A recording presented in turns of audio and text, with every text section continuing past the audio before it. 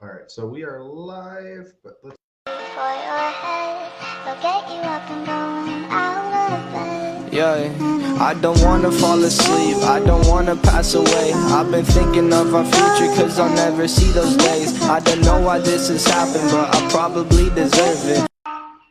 Hello, thank you guys for joining us. This is our fourth episode here. I know it's been a little while since we've been live on the Rips Reports page. We will be releasing our summer stream schedule on Wednesday, but we are joined here by Michael Volpe, is it?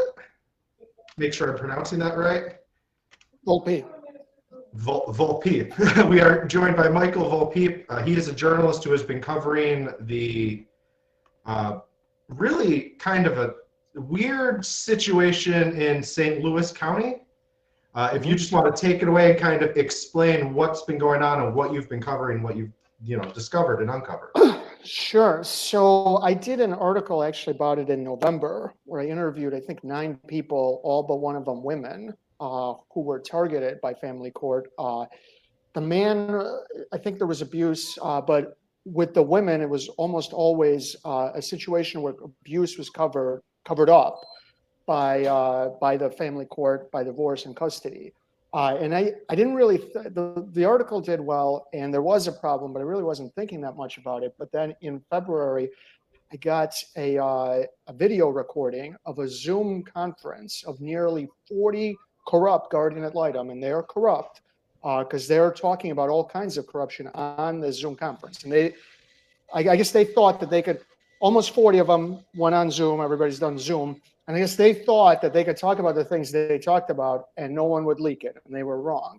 So at the time of this Zoom conference, the main villain, and the guardian ad litem, they're supposed to act in the best interest of the child. They're chosen by the judge, for people who don't Absolutely. know. So the main villain, guardian ad litem, was a woman named Elaine Podlowski, who was being sued. And this lawsuit was clearly a threat because the lawsuit was one of the 2 catalysts for this particular Zoom conference. And so she was being sued for something like malpractice in a case. The woman who was suing her, Evita Cholu, who is a lawyer herself, though she hired lawyers. She's an immigration lawyer. And not only her being sued, but a guy named James Reed, who she recommended, who became an evaluator on the case, and another woman named Jennifer Van Leuven. And she was being sued because for all sorts of professional misconduct. Her and Reed, they diagnosed her with bogus diagnoses. She released her personal medical information when she wasn't supposed to. She was talking bad about her, a whole bunch of things. And so these kinds of lawsuits happen, but for some reason, it wasn't just a threat to Podlowski, but to the entire group, because they had to hold a Zoom conference for her lawsuit, which was interesting. The second thing, and this may have been why they had the Zoom conference, as this lawsuit is unfolding, something called Daily Docket News, which was an emailed newsletter, started going out to like her colleagues, people in like the St. Louis County family court sphere. So a divorce lawyer, if you're a therapist, and somehow whoever, and I don't know who it is, but whoever it is, they seem to know all the right people. And they were exposing cases where Podlowski was acting just like she was with Evita Cholu. And quickly, Evita's lawsuit was amended, I think is the term, because other victims came to her and they said, something similar happened to us. And so the playbook was that there's allegations of abuse, sexual in nature often, and so the child and the mother and the child disclosed. And it was always targeting the mother. And Podlowski would be the guardian ad litem. She'd recommend this guy, Reed. And Reed would say, it's not abuse. The mother has borderline personality disorder, so she's alienating the child. They would step in. And then Van Leuven in Cholu's case comes in to like give the kids this therapy that they don't need because the kids are actually just being abused. They weren't being alienated. And so they were all talking about the lawsuit, Daily Docket News. And the lawsuit had then, it didn't turn into a class action lawsuit, but it did reference 9 other cases where the pattern was really, really similar. And so they're on this conference number one, talking about pooling money together, but in a way that would be hidden so they could figure out who Daily Docket knew, because it's just an email. So they were going to hire a forensic, but not, they weren't just going to give her money. They had to do it in a way that couldn't be traced. So they're on this conference saying, well, we can't just send it to you. My lawyer says we can't just send it to you. We got to pool it together. So that's one bit of corruption. But they're also talking about cases they're not on, talking about conversations they had with judges about cases. And they're just doing this openly in a Zoom meeting?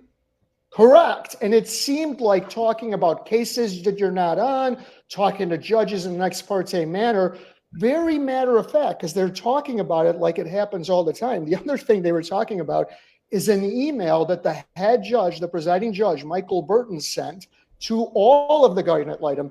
And I got a copy of this email. So in the email, he says, we as judges are not really allowed to talk about ongoing cases, but in this one case I will. And this lawsuit is terrible.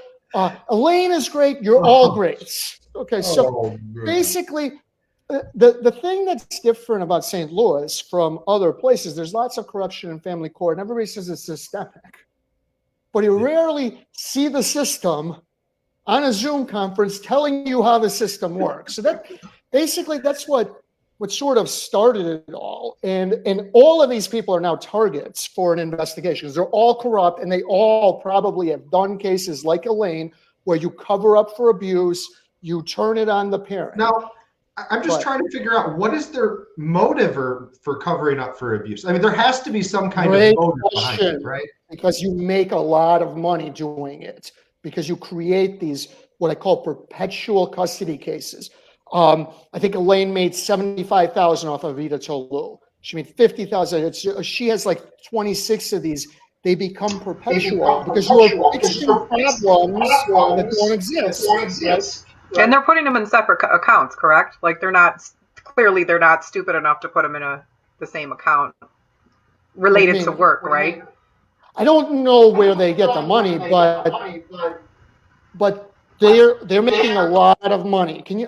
They're making a lot of money doing it, and you create these perpetual custody cases because you're fixing a problem that's not there, covering up a problem that is there, and so.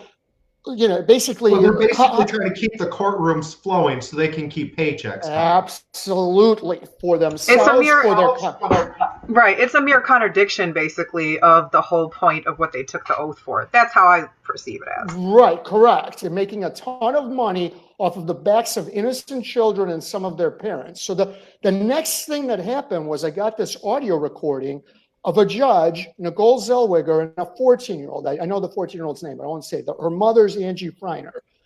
The judge is telling the girl, you're going to go see your dad. You're going to do it. I'm going to make you.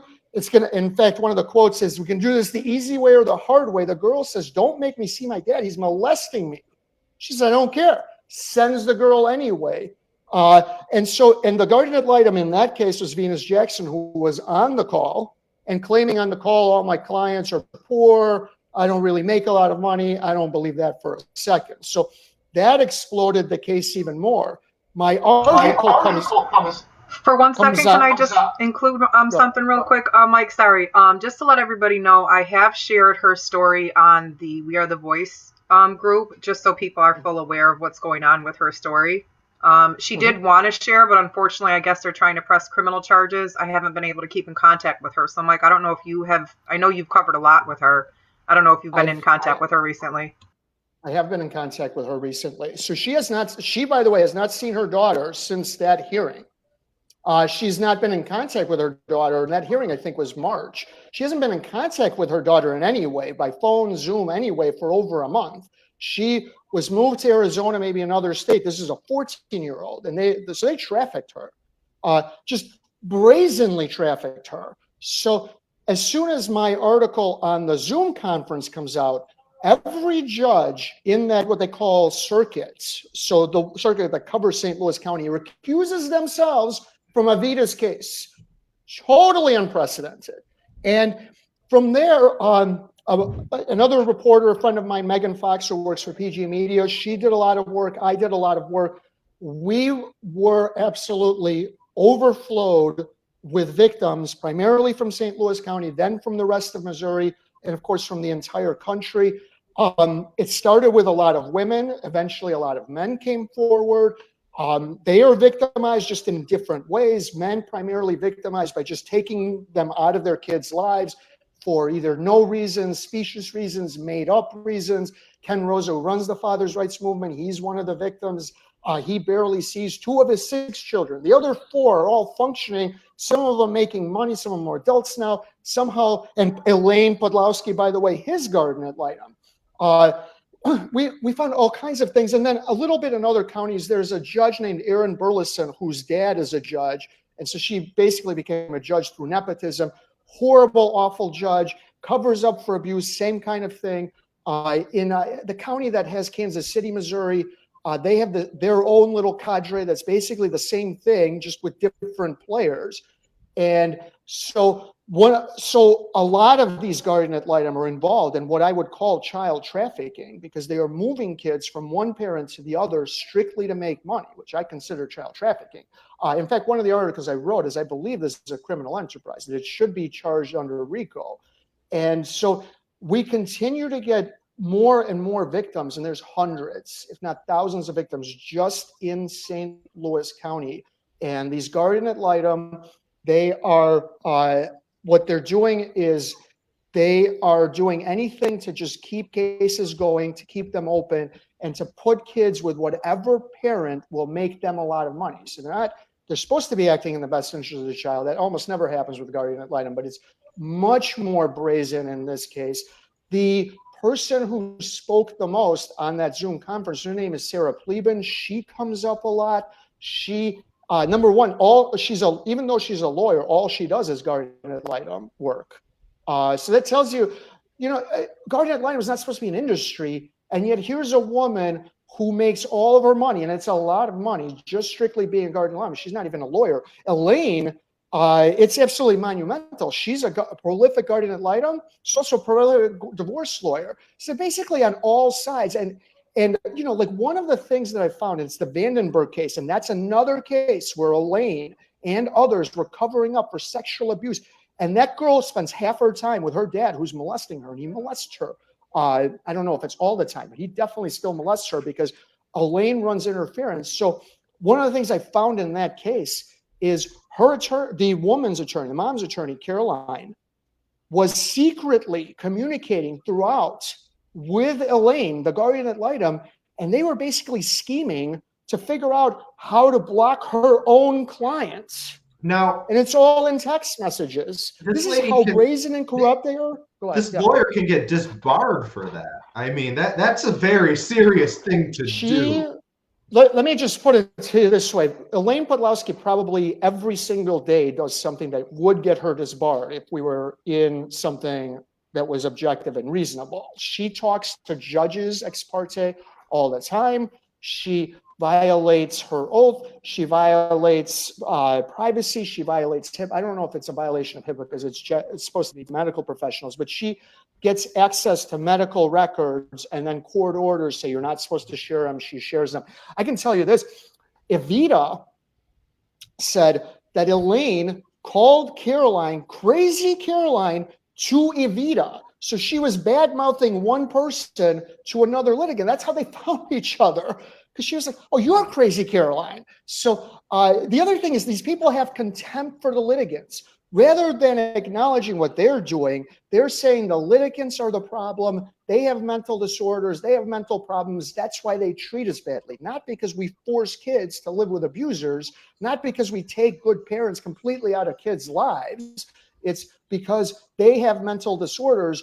The other thing that we are finding is, as tragic as it gets, now we're finding cases where kids are killed, kids commit suicide, and this is, Megan has covered this. The Haynes case, now that's not out of St. Louis, it's another county, but very similar. I think the guardian ad litem's name was Jennifer Williams. She continued to lobby for the dad even after he was convicted of molestation, and it broke the girl. The girl killed herself. So this is the kind of horror shows they have in St. Louis County. But as I said, probably these kinds of stories all over the place. The Yeah, main it's difference. definitely not unique to that area. This What's is a very unique? widespread issue. What's unique is that Zoom conference. Oh The yeah, other thing that's getting that Zoom conference, whoever made that publicly available, whoever's behind that, absolute incredible. right. That and who was behind that is that woman Sarah Palin, because she talks in the Zoom conference. And I came up with the idea, and I sent you emails, and bam, bam, bam, yes. We're all on it. We're all going to protect Elaine. And so, look, they've all gone to bat for Elaine. So if Elaine is as corrupt as I say she is, then you're all as corrupt as Elaine is, because you've all gone to bat for her. So that's really the main difference. The other thing is, all the litigants have pent up audio recordings, other documentation, like the text messages between Elaine.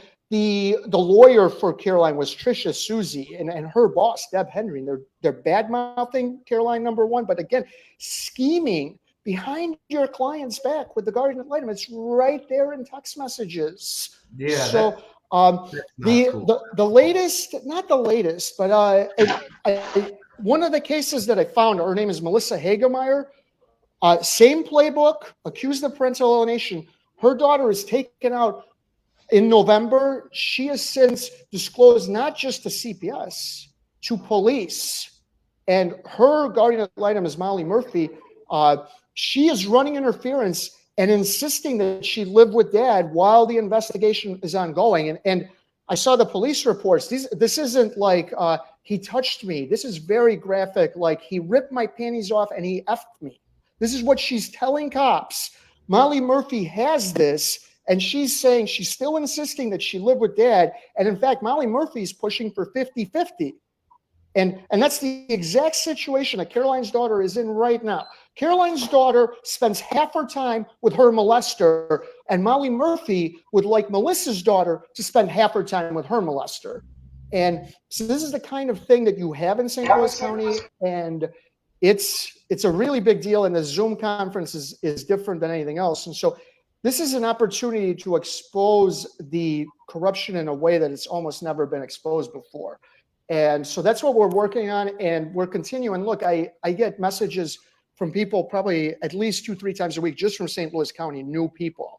And it is not primarily women. It definitely swings more to women than men, at least the people who have contacted me. But there's clearly, these people aren't just targeting one sex. They are figuring out who is the parent who can make them the most money. Yeah, there's a side here.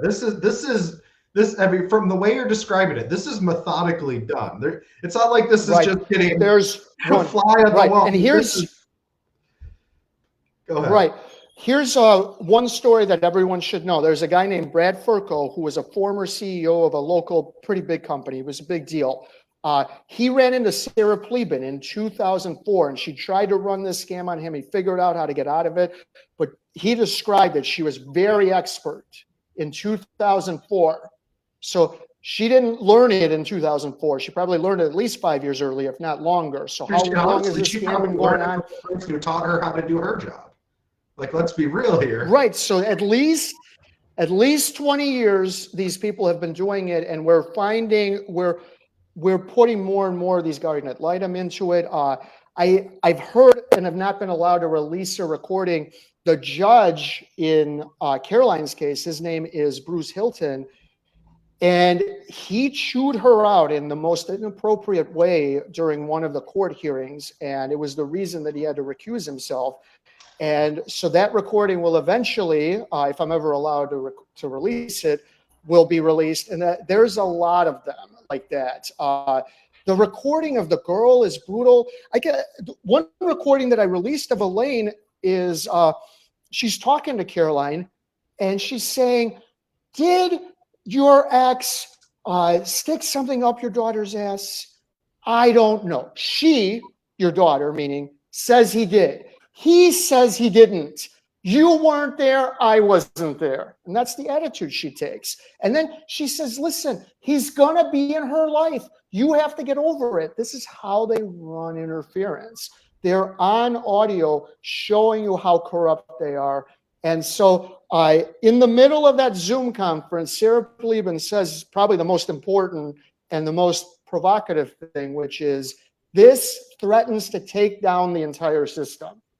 Judges are in on it. And then she goes on, and you guys can hear it, but it does threaten to take down the entire system because there's corruption top to bottom, and now we have everyone, not everyone, a lot of who's corrupt. And interestingly enough, one of the most corrupt guardian ad litem is a guy named Brian Dunlop, who comes up a lot. He wasn't on the conference because he had like a prior engagement. They did mention him. They're like, we'll get him information. So 38, that's just the starting point. There's probably, because obviously whatever was happening, if you had court when they had the Zoom conference, even if you're corrupt and you really wanted to be there, you'd have to go to court. So who knows how many corrupt guardian ad litem. One other thing about the Zoom conference, one of the people on it was a woman named Siobhan Harris, and she is on the lawyers disciplinary board. But why was she on the conference? Not so much because she's one of the lawyers on the disciplinary board, because she's a guardian ad litem who wants to be a judge. And so you have the people who are supposed to oversee the guardian ad litem involved in their corruption. She was guiding them. They're and one of the people goes, listen to Siobhan. She's on whatever they call the board. I don't remember what the term for it is. And Siobhan's explaining to them how to do it so you don't get in trouble. How to do it. What am I talking about? How to pool money together to help Elaine. How do you do that? Now, I don't think they did it because the Zoom conference came out. But this is how brazen and corrupt they are, that you bring in the person who's supposed to be overseeing you, and they're telling you how to commit the corruption. Yeah, it really tells you they've gotten away with this before. They had to have. That's the only way you are that bold. Right. In fact, they refer to what sounds like prior Zoom conferences. At one point, well, we did this once before and it really worked. Well, presumably this meaning as another Zoom conference. They're very expert, but they're not that expert because the Zoom came out. And so the other thing, I think Tina has a question. Go ahead. That's okay. Sorry. Has anybody from that Zoom conference that was leaked, have anyone been held accountable at all yet? Have they been held accountable? Kind of, not officially. I think a lot of them have lost work. I think Elaine probably has been held accountable in the sense that she's not nearly as prolific as she was. They've all probably been held accountable to some degree because it's much harder for them to become a guardian ad litem. The rest of the system is less apt to choose them, especially if you talked a lot. There's a guy named Art Nissenbaum who talked a lot. I bet he's going to have trouble. Elaine's going to have trouble. Sarah's going to have trouble. The other thing I wanted to talk about was the local media. So Megan's done at least a dozen. I've done a dozen. There's a guy named Jonathan Cross who has a YouTube channel called Just Conspiracy. He's done a few. The local, it's called KMOV. I don't remember which affiliate that is. They've done a couple. Megan interviewed with a guy named Mark Cox, who has a big radio show locally. And then a guy named Nick Reed, who's not even really in St. Louis, but he's close enough. And he's got a radio station that the coverage area covers some of the St. Louis area. Okay. Nick has done the most, but that's it. Okay. You have a Zoom conference. You have child trafficking. You have kids being forced to live with molesters. And you have one story from one station, one time one of the radio people, and actually I should mention Ken Rosa, who's the father's rights guy and another victim of Elaine. He also did one radio show. Nick Reed has done a lot. KMOV has done a little. This other radio station has done a microscopic, and that's it. The St. Louis Post-Dispatch, this guy, and I should mention what happened with Angie. So after Angie's daughter was trafficked, she sent the judge, Nicole Zellweger, an email. And in the email, she said, if you don't give me my daughter back, there will be consequences. So Zellweger had arrested and said, you're threatening a judge. I was about to say, for threatening a judge. So Courier wrote an article that just said she threatened the judge, didn't mention the audio recording, didn't mention what led up to it, and that's it. That's all the coverage. So it's another example of, even though I've said this before, I feel like in the last 5 years, but particularly since 2019, Family court, guardianship, CPS, these stories that the people who follow this stuff say are very important and don't get enough coverage. They exponentially receive more coverage, and they have. There's a guy named Mike Hixenbach over at NBC who may win an award for his coverage. He's done great coverage, a lot of CPS all over the country, does great work. Pat Howley at National File and others, and a lot of local. But this is still an example of how the media treats this stuff. They're very afraid. I've talked to Chris Nagus, who did the story at KMOV that I liked. Everybody else didn't like it as much as me.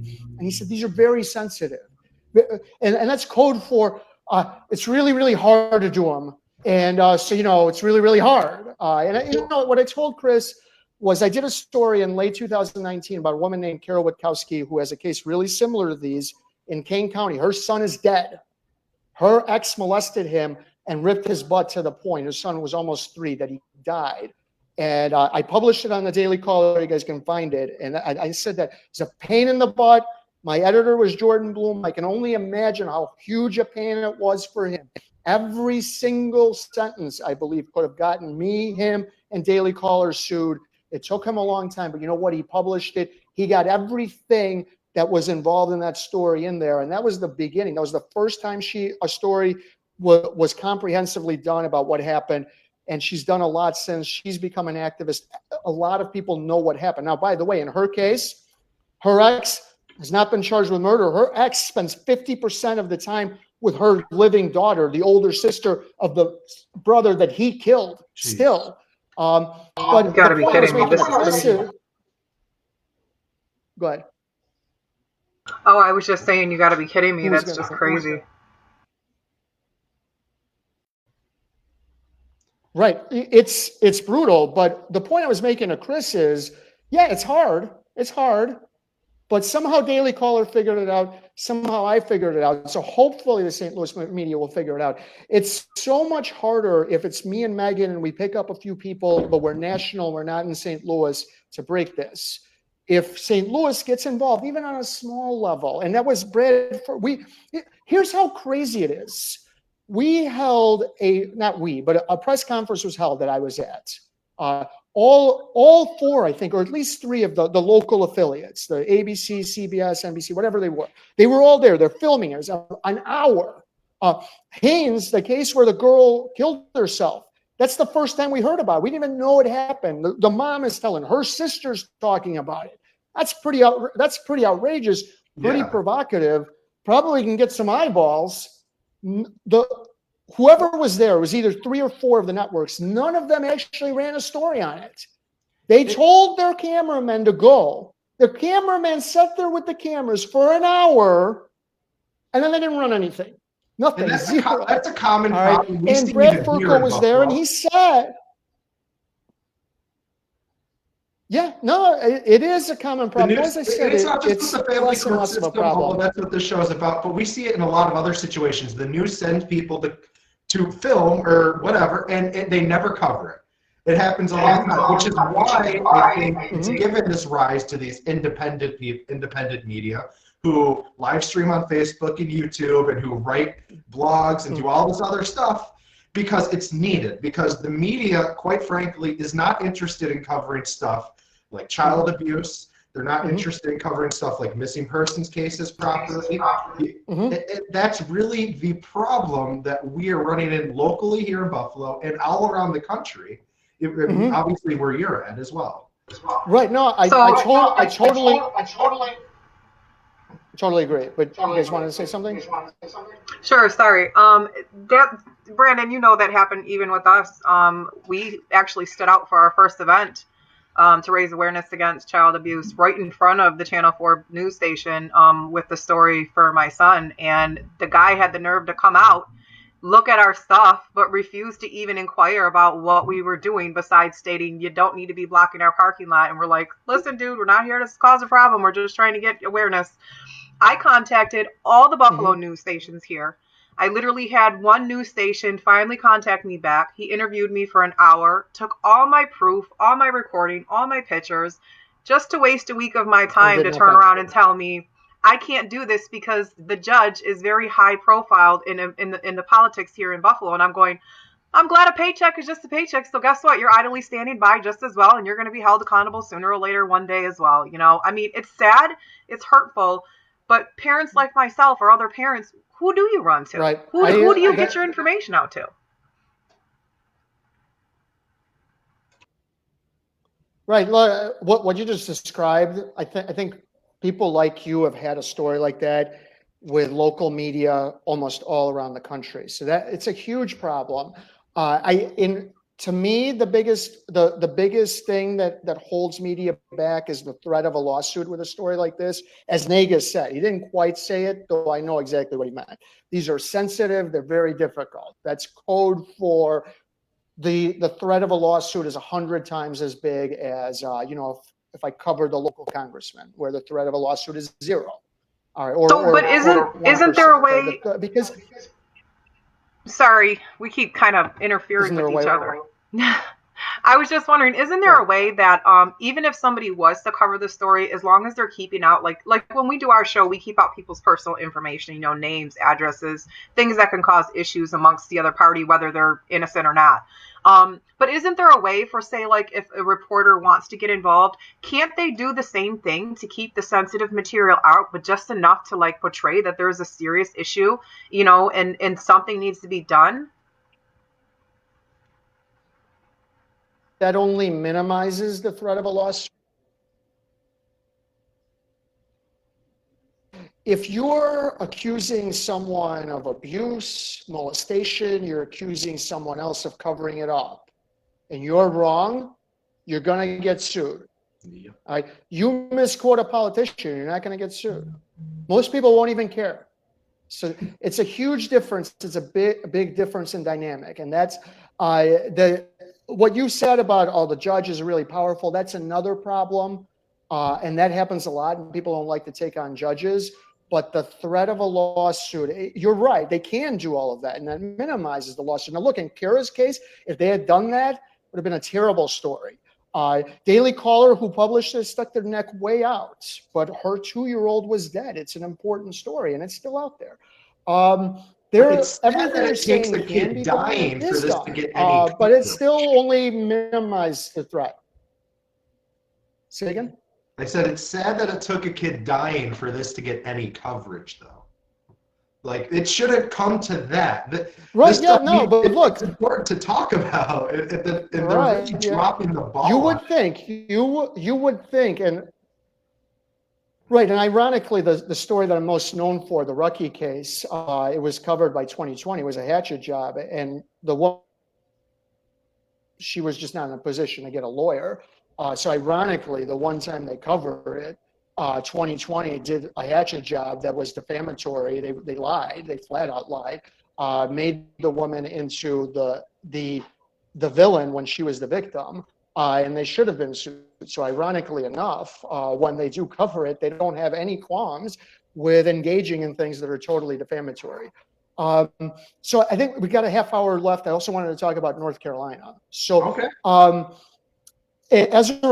So I always get a lot of always get a lot of requests and story ideas, but ever since I covered this thing in St. Louis, it's dramatic, it's overwhelming, and crazy things. One person once asked me if I knew a good British solicitor. Imagine British solicitor, that's a British version of a lawyer. Somebody thought I knew a good British lawyer, but yeah. So one of the places that I've branched out into is North Carolina. Now, North Carolina has a reputation for very bad child protective services, and it's primarily due to an AP story, an Associated Press story from 2019 in Cherokee County, where they found that on a mass scale, that kids were taken without a court order. Even though you're supposed to have one, you can take them on an emergency basis, but you have to have a court order, I think, within 2 days. And they were just taking them, right? So that happened in Cherokee County. That's one of the counties in North Carolina. So I was initially introduced to a case, Danielle Jesser versus Jeff Tharrington, which involved both Department of Social Services and this very interesting nonprofit called Children's Law Center of Central North Carolina. And apparently there was a lot of Children's Law Center which are not financially tied. They're tied in terms of, I guess, philosophy. And so they provide guardian ad litem. They're like a nonprofit that provides guardian ad litem. It's a total scam. So one of the audio recordings they got in that case, they took Danielle's children temporarily. This was last year. She was in a hotel. One of the kids walked off, and they take the child, which according to North Carolina precedent was not a reason. But she's on the call with a guy named Kent Webb, who is the caseworker. And she said, I want the court order because you took my child. And he goes, we don't have a court order. And so she says, well, then give me my children back. He goes, no, you're not getting your children back. And so he refused to give the children back, even though he admitted to not having a court order. So you have that pattern again. All right. In the same case, the Children's Law Center had a guardian ad litem named Sarah Royster.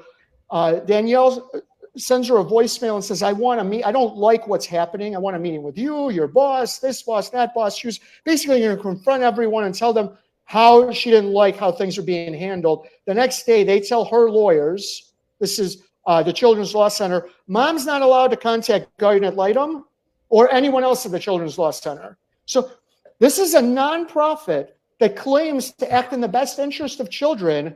And yet in this case, the best interest of children, somehow you're going to figure out without actually talking to mom, right? So I talked to another woman, and she recently adopted a girl. And this girl from 2 years old to 16 years old was abused over and over again. DSS could never substantiate it. So she finally started, the woman's name is Tara. The girl starts spending time with Tara. One day she has a seizure that's based on all of the abuse. She's now living with her sister who was abusing her. And DSS steps in and they're like, no, we're going to send her back to her sister. We're going to get the girl into parenting classes, into this, into that. And they were running interference. And that had sort of a happy ending, that a judge finally looked at it and gave the Tara an emergency order. And suddenly DSS stops trying to get involved in her life. I talked to a woman in another county, Moore County, and her kids were taken without a court order. So what I have found in North Carolina is it seems to be two patterns. One, DSS doesn't really do much investigating if you allege abuse. And by the way, in Danielle's case, there's photos, like 10 of them, of her daughter with welts from dad, and they don't investigate that. So they don't investigate child abuse. On the flip side, court orders seem to be optional. If you can get one, great. But if you can't, we'll take the kid anyway. Isn't that a violation of the Fourth Amendment? It's a violation of the law, of the Fourth Amendment, of your civil rights, due process. It's un-American. By hearing it. That's one of the craziest things I've ever heard. Your kid walks off in a hotel. Just walks down the floor, I assume, or right. something? And by the way, so her neighbor found the kid and brought the kid back. And then they called DSS anyway and she has twins. So they took both kids, right? So she got those kids back. She has them for now, but they are setting her up. The other thing about that case, not that case, but in North Carolina, I guess I rattled a bunch of cages because number one, I made all sorts of inquiries right before, and I should mention the judge's name is Gordon Miller, totally corrupt. He's about to retire. He should just retire now. So what this guy's been doing is for the last year and a half has slowly worked dad back into the kids' lives, despite the welts, despite the history of abuse, works the kids back into the dad back into the kids' lives. He's the one who had Sarah Royster appointed. They were supposed to have a custody trial mid-April. I did a bunch of FOIA requests. I asked a bunch of questions. Instead of having the custody trial, he postpones the custody trial and lets Royster off the case, but then still has DSS in the case. And now they've got her on what they call in-home services, which sounds like it's no big deal. It's really their way of trying to worm back into her life and take the kids. So DSS is I reached out to the head. I'm sorry. DSS is it's Department of Social. No. DSS is Department of Social Services. Okay. The nonprofit was the Children's Law Center. The Department of Social Services is what they call CPS. That's what they call CPS. So I interviewed the head of the county's DSS. He agreed to an interview. By the way, he then claimed I didn't know I was being interviewed. I was like, I asked you questions and you answered them. What did you think was happening? I identified myself as a reporter. So we went through a lot of things. You guys can find it on my YouTube channel. But and I think you guys know this stuff. I asked him about Title 4B, Title 4E. So if you've watched anything from Nancy Schaefer, you know that people who follow this believe that B and E, what they do is they pervert incentives so that you can take kids because you get money. You put them into foster care, you get money. Once that money runs out, you want to adopt them out, you get a little bit more money. So I asked him that, and he told me flat, no, that's not how it works at all. You're totally wrong. Nancy Schaefer, he didn't call her a liar, but he didn't mention Nancy Schaefer. It's like, that's not how it works. It's demographics, this, that, and the other. Then I asked his boss, not really his boss, but I asked the manager for the county of Forsyth, who oversees DSS, among other things. His name is Dudley Watts. This is such a great answer from Watts. Watts goes, this is a circular argument. Of course, we get more money the more kids we take. But that doesn't mean we take kids to get money. And I was like, well, Mr. Watts, that's a little bit of a different argument. And so that's important for two reasons. One, are the incentives, do they pervert the system? Because that's not what Victor Eisler said. Number two, if I'm getting two separate stories, one from Eisler, one from Watts, and they're not exactly the same, makes me wonder. Is Mr. Eisler, because and by the way, when I was asking him about it, he's very forceful. In fact, I asked a separate question, and he did, and he answered all my questions, I should say. And he was transparent in the sense, I called Elaine Podlowski. She wasn't doing an interview with me. Sarah Pleben wasn't doing an interview with me. In fact, I reached out and I called. Her name is Christine Bertelson. She's like the public affairs officer for the judiciary, and said she wasn't doing an interview with me. So I should give Mr. Eisler credit. He spent 20 minutes with me, but he was very forceful in saying, you're wrong. What you're saying about Title 4B and Title 4E is wrong. That's not how it works. We don't get more money for more kids. And I asked him a separate question, and I just want to repeat, you are wrong. We don't get more money for more kids. That's very important because I'm trying to figure out why DSS is involved in Danielle's case. I'm trying to figure that out. Is it because you want to take the kid because you get more money? Because you say it's not. Seem to have the power to violate people's civil rights. That's my biggest question. And by the way, I found another nonprofit that's very similar to it. It's called Children for Tomorrow. It's in the Houston area. And they provide nonprofit guardian ad litem. And they both run the same scam in that they say, we get involved in high conflict cases. Well, high conflict is a made up term. It was popularized by a group that I followed for a long time. It's called the Association of Family and Conciliation Courts. There is no high conflict. Maybe once in a while there is. Most of the time, what they consider high conflict, what it really is an abusive personality and their victim. And by the way, women can be abusive personalities and primarily by false allegations of abuse. And this is where me and the domestic violence advocates disagree. They think women almost never lie. It's so rare it's insignificant. I don't think it's so rare that's insignificant. Women lie, children lie a lot less. But look, adults, if they see leverage, they see an opportunity, they'll lie. So, you think being hit is bad? Well, being accused of hitting someone when you didn't is almost as bad. So that's what normally happens. And what happens, they become high conflict because the court steps in and rather than identifying the abuser, they are putting the blame on both parties and they're making it high conflict. So these nonprofits are basically making things up. They're not fixing high conflict. They create high conflict. So the Children's Law Center, the Department of Social Services, they are violating people's rights left and right, and not just in Forsyth County, throughout North Carolina, probably throughout the country. But specifically what I found in Forsyth and in the rest of North Carolina is they do not investigate complaints of child abuse at all. Completely incompetent and corrupt. And then on the flip side, if they don't have a court order, that's optional. They'll take the kid anyway. And I interviewed a former cop, and he told me the cops in North Carolina are lazy, and they don't like to investigate child abuse either. And do you want to know why?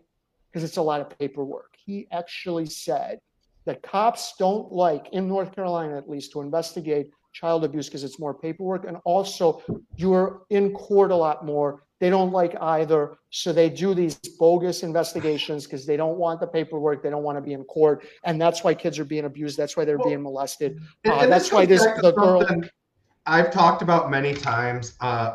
We need citizen review boards, not just of police, but a family court, of any government agency that we fund with our tax dollars. There should be a citizen review board to review these people, because we're giving these people a hell of a lot of money to do this stuff. That's actually not a bad idea. Yeah, that's interesting. I found something interesting out of Massachusetts. There's Abby Ross, I think, is the judge's name. So this is a notorious judge. There's like 25, 30 victims. In the state of Massachusetts, you can actually, like, if a judge is really bad, you can go to the legislature and they can put a bill together to get rid of the judge. Really? That's awesome. And the reason I know that is Abby Ross is the subject of such a bill. She hasn't been removed yet. From what I heard, she should be, but that's an interesting way to do it as well. There should be a lot easier ways to impeach judges, all of that. That's interesting. Right.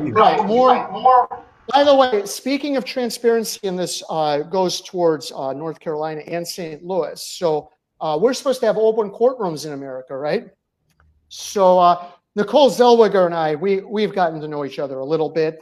So I wanted to check out one of her court hearings, right? So it's all virtual. So I tried it through, I don't know if they do Zoom. I don't remember what they do, whatever their thing is. I think it was WebEx. I don't want to give the wrong place of plug. So, okay. So through WebEx, like, she can see that I'm trying to get in, so she doesn't let me in, right? I find this phone number. I called the phone number, and she didn't know it was me. So I identify myself, and I said, Judge Zellweger, I heard you believe in open courtrooms, so I'm just here to observe, right? So she was like, okay, and I knew she was a little nervous, right? So she had like 3 things on her dock, and it's like a status conference, all right? Like nothing hearings, nothing's gonna happen. There's no big deal, right? Like you can't handle me listening in on your status conference, right? So she does the status conference. It's like 2 minutes in, and it's like the lawyer's talking. And she interrupts the lawyer. She goes, now I just want to remind you, we have an observer, so don't say anything. I don't remember what term she used, but I was trying to figure out, like, what could he say differently if I'm not here as opposed to me being here legitimately, right? So that's number 1. Number 2, right at the end, she goes, my next case is paternity, which I guess in Missouri, they have a rule. If it's paternity, those are closed, right? So she's like, okay. So I'm going to remove the observer, and then we'll put you back in. She never put me back in. But this so-called paternity case was really interesting because it was like Beckham versus Beckham. It was the same name, right? So I don't know. I guess it was 2 people with the same last name who may or may not have had sex, apparently. Married, probably. They were probably married. Right. So it's not a paternity case. She just made it up to get rid of me. Megan had the same kind of problems. We're getting kicked out. I went into a courtroom in New Jersey, and I had a confrontation with a judge named Angela Dalton. She wouldn't let me into the court hearing. Angie Freiner, so she gets arrested, right? They put her in jail. They have her, and then they move her case to, it was St. Louis City, which is a separate district and county, I guess. And the judge's name is James Sullivan. So here's what's key. So she's got a criminal, like, bond hearing. There's no reason to keep anybody out, right? It's all like online, and it was like a crowd. This is like the World Series for him. There's like 30 people on there, right? He figures out how to move himself, the defense lawyer, who was Avita decided to take the case pro bono, and Jessica Nagy, who was the prosecutor, into a separate room. So he hit it, right?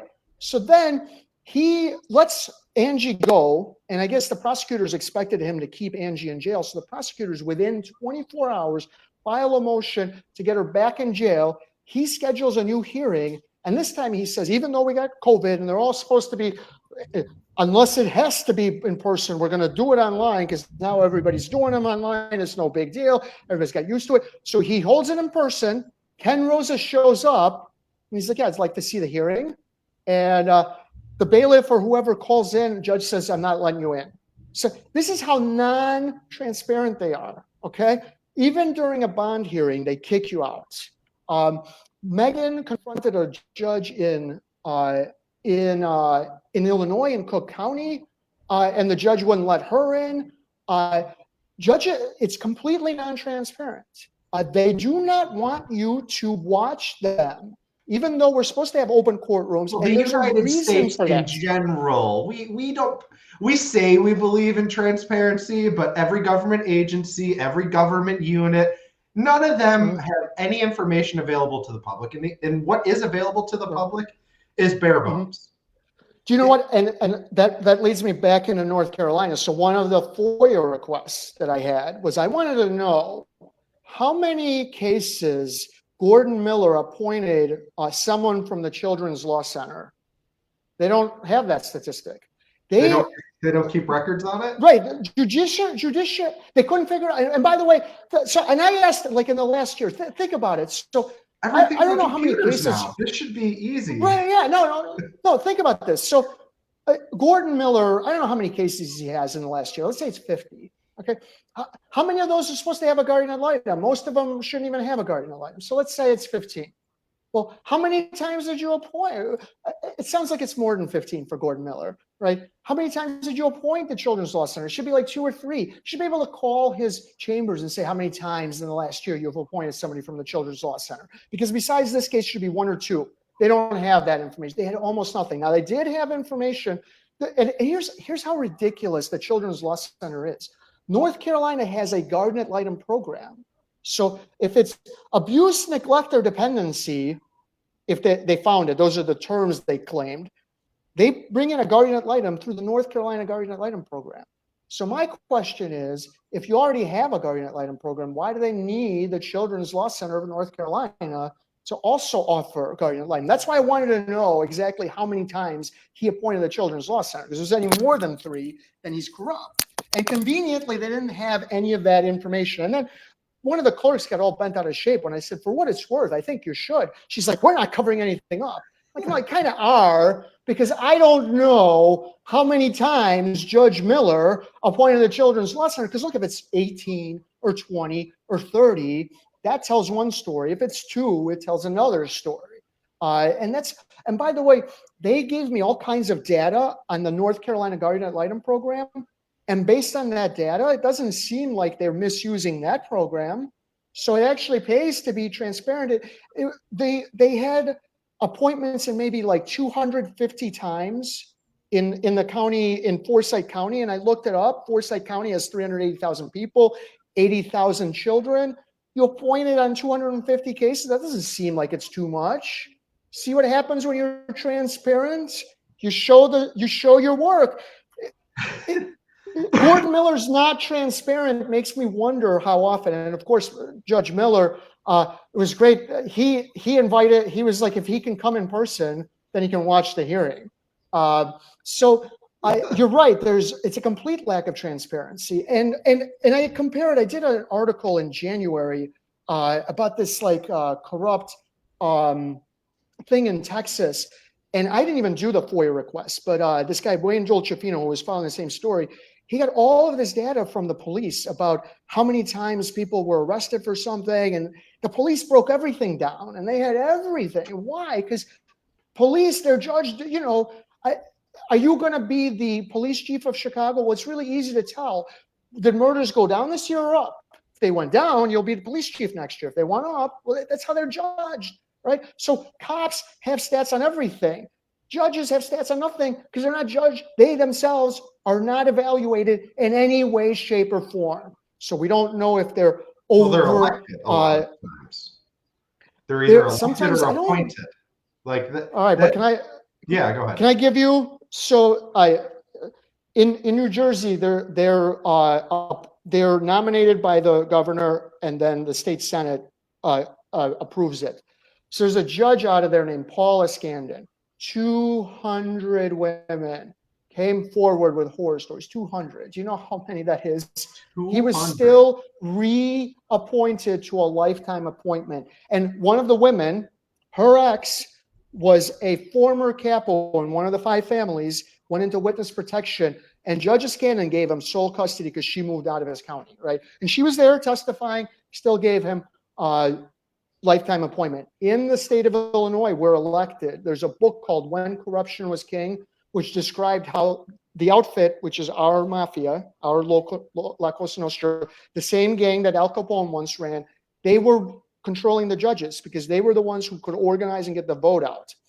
In Minnesota, Okay. by constitution, you're elected. Here's how they run the scam in Minnesota. Rather than when you're ready to stop being a judge, not stop being a judge, because you don't actually stop being a judge. When you are ready to stop being a full-time judge, you retire before your term ends. The governor then appoints someone to fill your term. Then when the election comes up, now here's the scam. When the election comes up, no one runs against you. So in the last election, there were 129 judges up, 3 faced an opposition. The one in 18, 8 out of 100 faced opposition. So in reality, here's how it works. And then I have one final part to the scam. You're appointed by the governor. You never actually face an opponent. And then you want to be a retired judge because the judges retire and then they become retired judges, which is a part-time job. You can get another job and you get your pension. So there's a woman named Kathleen Gearin. She's a retired judge. She works for something called JAMS and she gets her pension. She probably makes $500,000 a year. Of course they retire. Retired judge is the best place to be. So whatever you do, it's an imperfect system. Look, one of the reasons it's an imperfect system is outside of their little small world, nobody knows anything about the judges. So whether you're appointed, elected, no one really knows if you're bad. It's not like president, it's not like mayor, it's not like governor. They're not scrutinized. They're on the bottom of the ballot. In Illinois, it's either you re-elect them or you don't. So, you know, and everybody's just says yes, yes, yes, yes, yes, or they vote for the incumbent. If they're appointed, nobody's ever held accountable for appointing a bad judge. You know, the judge in the Rucky case, David Knudsen, he was, I don't remember which governor, but none of the governors are ever held accountable for any of the bad appointments. So it doesn't matter. And then I mean, governors aren't really held accountable for anything, very rarely, unless you get caught with a prostitute or something like that. Governors get away with a lot. Right.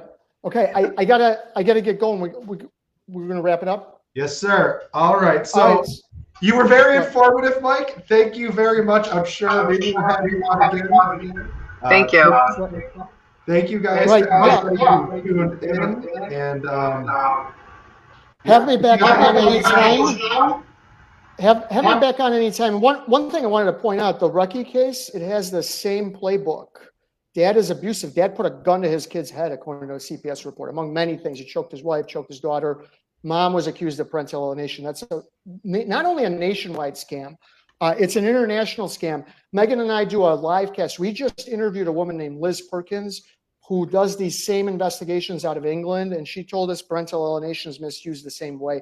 Domestic violence, you know, at some point, hopefully domestic violence victims, in particular those mistreated by court, get included in the Me Too movement because no one's more mistreated than a domestic violence victim. Domestic violence victims, and I know for a fact because I went through it for over 10 years with my ex-husband, who is the abuser to my child as of right now as we speak. We are re-victimized and re-subjected to the abuse. And just to kind of real quick piggyback on what you were saying earlier, the norm is in society for people to believe that it's just women that go through domestic violence, or the norm is to believe that just men go through parental alienation. I actually myself didn't even understand what parental alienation was until I witnessed it. My son lives with me. I have custody, but when he comes home, he's a whole nother child. He says he hates us. He doesn't love us. And it's like, where's my kid? So people have to start realizing that it doesn't matter if you're male or female. You are subject to either domestic violence, parental alienation, or both, if not even more, you know? And it's a terrible thing. We'll have the debate on parental alienation another day, but no, it's true. I just want to say, while that's true, there's no question the man is the abuser physically more often. But you're right, and it's totally misunderstood. All right, we're wrapping it up. Yes, All right, sir. thank you. Thank you very much. It was nice having And, you. obviously, his link is in the description to his blog. All right. And go ahead. Hopefully, you'll have me back on. Absolutely, sir. You have a great night. And For your head, they'll get you up and going out of bed. Yeah, I don't wanna fall asleep, I don't wanna pass away. I've been thinking of our future cause I'll never see those days. I don't know why this has happened, but I probably deserve it.